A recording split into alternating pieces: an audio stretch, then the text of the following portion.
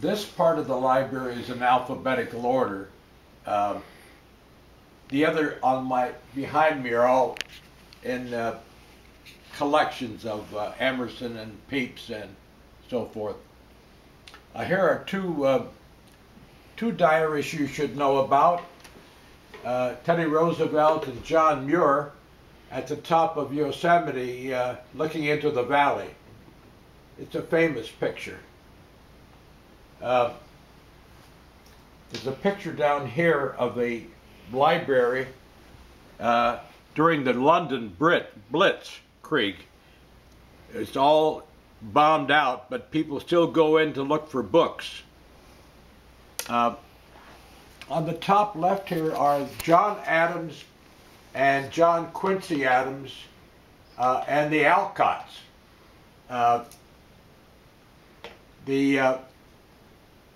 John Quincy took 2 hours out of his presidential day to write his journals. And of course, John Adams, the father, is one of the great diarists that we have. Here are some of the Alcott books. Louisa May Alcott, I'll show you, I've already showed you her child diary, but this is mainly her father's diary, Amos Alcott. Coming down here, all these manuscript diaries is from a reverend who came from Indiana to Los Angeles at the end of the Civil War, and it's quite good. Here is complete works of Hawthorne, Nathaniel Hawthorne. The last three are his journals.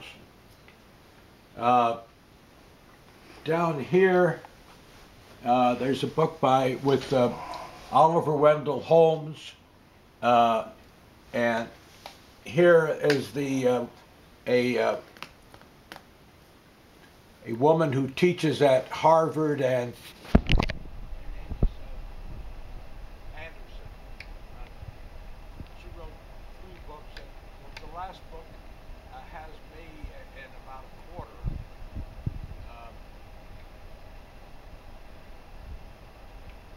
Here's another one with Oliver Wendell Holmes, his miscellaneous works.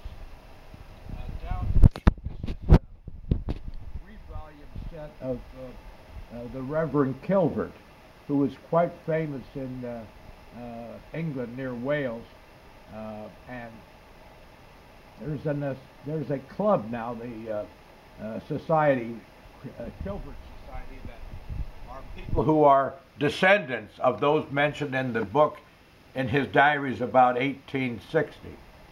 Of diaries of John Steinbecker, right pointed here.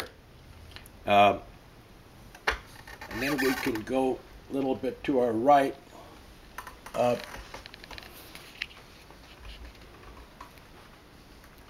Right in front of me here are all the volumes, or all the books of journals of Lewis and Clark. And there's one by, there's the famous works by the professor at the University of Nebraska, who has spent most of his life editing all the volumes, not only of Lewis and Clark, but 3 of the other men in the Army that wrote diaries. Here's Christopher Isherwood's diary. And there's Harold L. Ickes, who was on the cabinet of the Franklin Roosevelt administration. Here's a new volume about the Indians of California, written by a doctor during the gold rush.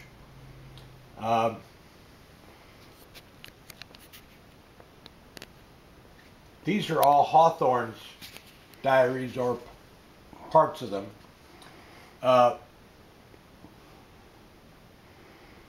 Leonardo da Vinci is up here, and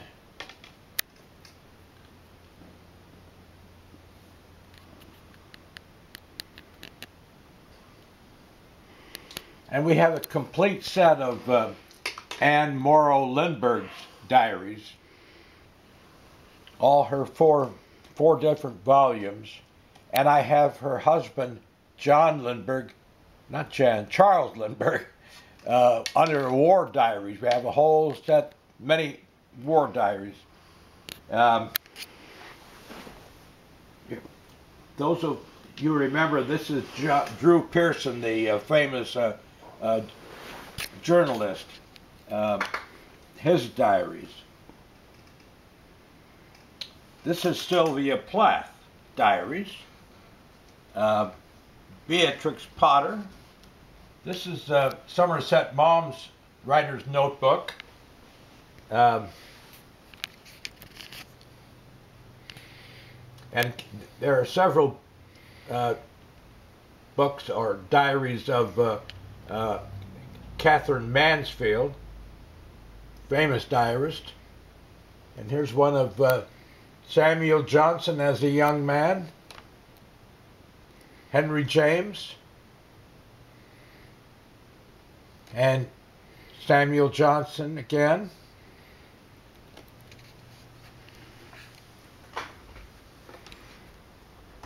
And the real Californian that everybody says is the best person who represents California, John Muir.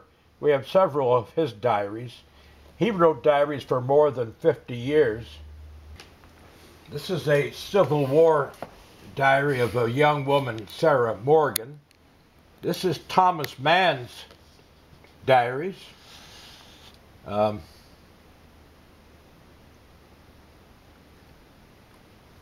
This diary is of my friend, very dear friend from Los Angeles, Sylvia Meller, who was part of a diary group that I started in Los Angeles in 1980. This is a diary of an officer in the British Army during the Revolution. Quite a diarist.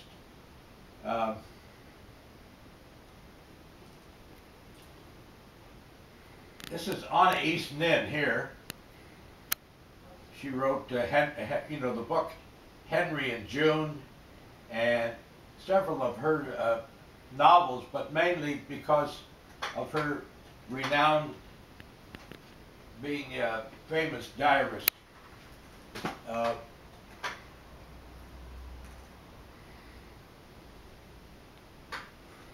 Up here is the diaries of Henry David Thoreau. 16 volumes made into 2 volumes. Here are my journals going to the class, known as Progroff Intensive Journals.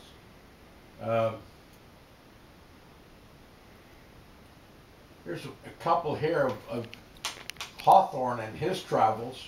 Pardon me. Henry David Thoreau on one of his long marches. Up here is a set of I can't read it. Boswell, James Boswell, and all his diaries, the whole set.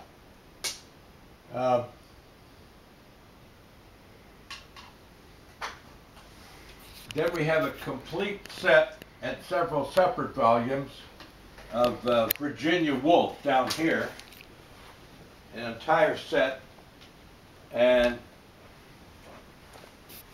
Dorothy Wordsworth is down here.